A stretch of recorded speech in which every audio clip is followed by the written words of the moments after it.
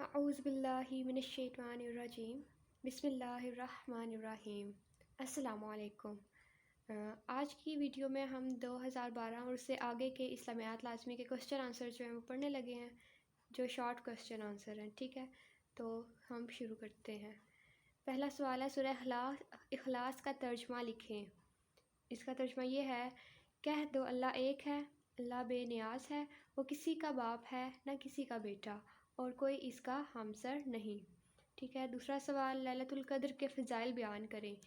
لیلۃ القدر کو نزول قرآن ہوا، یہ رات 1000 مہینوں سے عبادت کے اعتبار سے افضل ہے۔ اس رات میں جبرائیل امین فرشتوں کے ساتھ زمین پر اللہ کے حکم سے اترتے ہیں۔ اچھا، اگلا سوال، دوران حج کون سے کام ممنوع ہیں؟ بال و ناخن کٹوانا، نفسانی و شہوانی خواہشات کا ارتکاب کرنا، خشکی کا شکار کرنا، گالی گلوچ، لڑائی جھگڑا کرنا۔ ٹھیک ہے، روزہ کن حالتوں میں چھوڑا جا سکتا ہے؟ شدید بیماری کی صورت میں، اور معین شرعی مسافت کا سفر کرنا۔ اچھا، اگلا سوال ہے، جہاد کے بارے میں کوئی ایک آیت یا اس کا ترجمہ لکھیں۔ تو اس کا ترجمہ ایک آیت کا یہ ہے، اور اللہ کی راہ میں ان سے لڑو جو تم سے لڑتے ہیں، اور زیادتی نہ کرو، بے شک اللہ زیادتی کرنے والوں کو پسند نہیں کرتا۔ اچھا، اگلا سوال، مجلس نبوی صلی اللہ علیہ وسلم کے آداب پر دور حاضر میں عمل کرنے کے کیا طریقے ہیں؟ روضہ رسول کے سامنے سورہ حجرات میں مذکورہ آداب کا خیال رکھنا چاہیے۔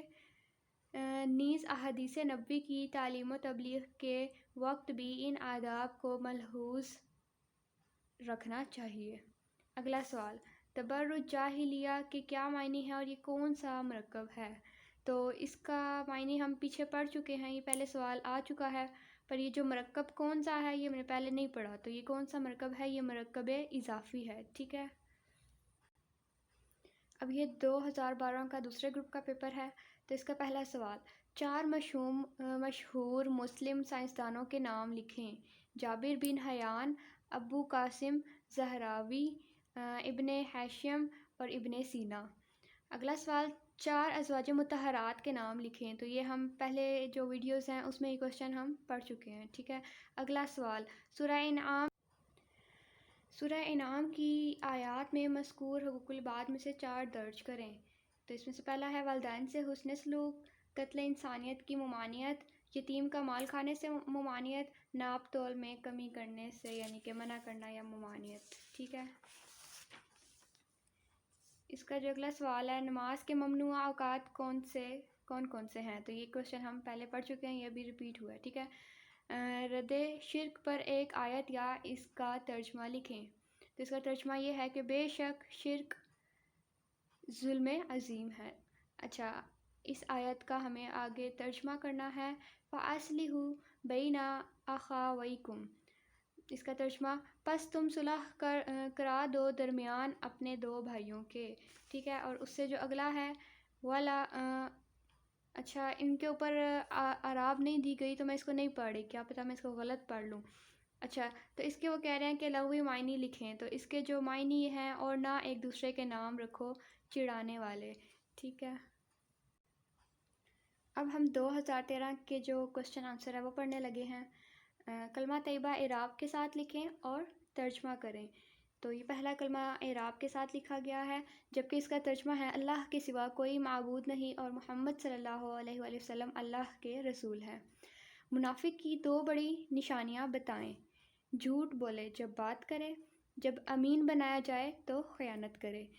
اچھا، غیبت اور بہتان میں کیا فرق ہے؟ یہ کوسچن بھی ریپیٹیڈ ہے، پر اس کو پڑھ لیتے ہیں۔ غیبت کسی شخص میں موجود برائی اس کی عدم موجودگی میں ذکر کرنا ہے، جبکہ بہتان کسی شخص کا ایسا عیب بیان کرنا جو اس میں موجود نہ ہو۔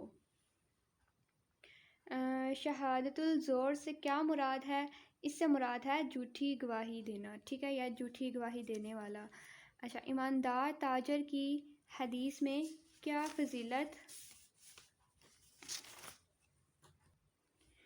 فضیلت بیان ہوئی ہے؟ ایماندار تاجر کا مقام قیامت کے دن انبیاء، صدیقین اور شہداء کے ساتھ ہوگا۔ نبی کریم صلی اللہ علیہ وسلم کی صاحبزادیوں کے نام لکھیں۔ حضرت فاطمہ رضی اللہ عنہ، حضرت کلثوم رضی اللہ عنہ، حضرت رقیہ رضی اللہ عنہ اور حضرت زینب رضی اللہ عنہ۔ اچھا، حدیث میں استعمال ہونے والا لفظ رع کے معنی لکھیں۔ رع کا معنی محافظ و نگران ہے۔ اب یہ 2013 کا گروپ 2 کا پیپر ہوگا، یہ پڑھنے لگے ہیں۔ اچھا، اس کا جو پہلا سوال ہے، نبی کریم صلی اللہ علیہ وسلم سے مومنوں کی محبت کے بارے میں ایک حدیث ہے، اس کا ترجمہ۔ یہ کوشچن ریپیٹیڈ ہے، ہم نے پہلے 2 سے 3 بار اسے پڑھ لیا ہوا ہے۔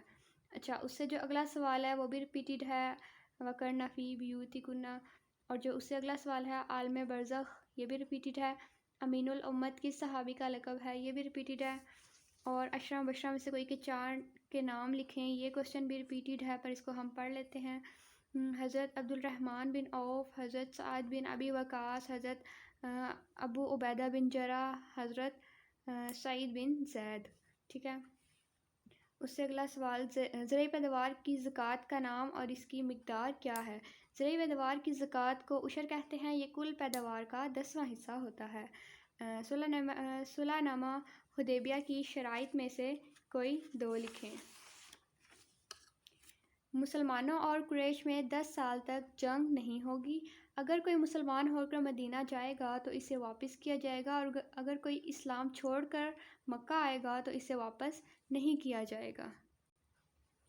آگے یہ 2014 کا پیپر ہے، اس میں بھی بہت سارے کوشچن ریپیٹیڈ ہیں۔ اگر آپ یہی کوشچنس جو میں نے آپ کو پچھلی ویڈیوز میں بتائے ہیں ان کو اچھی طرح یاد کر لیں گے تو آپ کا یہ شارٹ کوشچن ایزیلی کور ہو جائیں گے۔ ٹھیک ہے، یہ کوشچن بہت زیادہ ریپیٹ ہوتے ہیں اور یہی کوشچن میں بار بار آتے ہیں، جیسا کہ عقیدہ تثلیث، یہ ہم پڑھ چکے ہیں۔ دلوں میں چھپی ہوئی باتیں کون جانتا ہے، اس کا ترجمہ، یہ بھی ہم پڑھ چکے ہیں۔ عدل کا لغوی اور اصطلاحی معنی، ولا تجسس سے کیا مراد ہے، عالم برزخ سے کیا مراد ہے، نبی کریم صلی اللہ علیہ وسلم کی بیٹیوں میں سے 2 کے نام لکھیں، اور ازواج مطہرات کے کوئی امتیازات لکھیں۔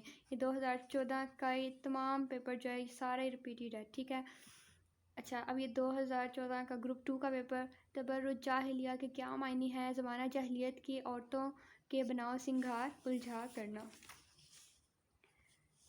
اچھا، عربی گرامر کے لحاظ سے یہ مرکب اضافی ہے۔ اگلا سوال، سورہ صف کے مطابق حضرت عیسیٰ علیہ السلام نے اپنے حواریوں سے کیا کہا تھا؟ سورہ صف کے مطابق حضرت عیسیٰ علیہ السلام نے حواریوں سے کہا کہ اللہ کی طرف بلانے میں کون میرا مددگار ہے؟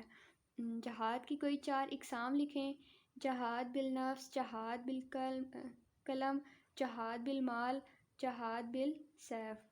ٹھیک ہے، اگلا سوال، نبی کریم صلی اللہ علیہ وسلم نے اصل مفلس کس کو قرار دیا ہے؟ یہ بھی ہم نے پچھلی ویڈیوز میں پڑھ لیا تھا۔ اچھا، زکوٰۃ اور عشر میں فرق، یہ بھی ویسے ہم نے پڑھ لیا ہے، پر ابھی ہم اس کو دیکھ لیتے ہیں، پڑھ لیتے ہیں۔ زکوٰۃ مسلمانوں پر ایک فریضہ کی حیثیت رکھتی ہے، اس کے لیے آدمی کا بالغ ہونا اور صاحب حیثیت ہونا شرط ہے۔ جس شخص کے پاس نقدی سامان، تجارت، مویشی، سونا چاندی کا ایک مقررہ مقدار سال بھر میں ملکیت میں رہے تو ایک خاص شرح سے اس پر زکوٰۃ عائد ہوتی ہے۔ اچھا، عشر وہ رقم ہے جو کسی مسلمان سے اراضی پر لگان کی صورت میں وصول کی جاتی ہے، اس کے لیے 1 سال تک ملکیت کا ہونا ضروری ہے۔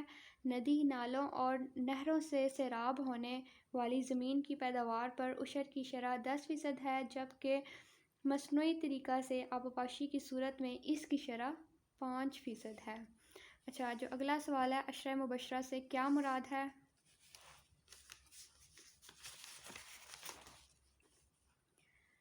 عشرہ کے معنی عربی زبان میں 10 کے ہیں، اور مبشرہ کے معنی جن کو خوشخبری دی گئی ہو۔ اس طرح عشرہ مبشرہ سے مراد وہ خوش قسمت صحابہ کرام رضی اللہ عنہ ہیں جن کو نبی کریم صلی اللہ علیہ وسلم نے دنیا میں ہی جنتی ہونے کی خوشخبری سنا دی تھی۔ جو اگلا سوال ہے اور آخری سوال کہ ام المساکین کس زوجہ مطہرہ کا لقب ہے؟ تو یہ حضرت زینب بنت خزیمہ رضی اللہ عنہ کا لقب ہے۔ ٹھیک ہے، تو امید ہے اب آپ کو شارٹ کوسچن آنسرز کلیئر ہو گئے ہوں گے۔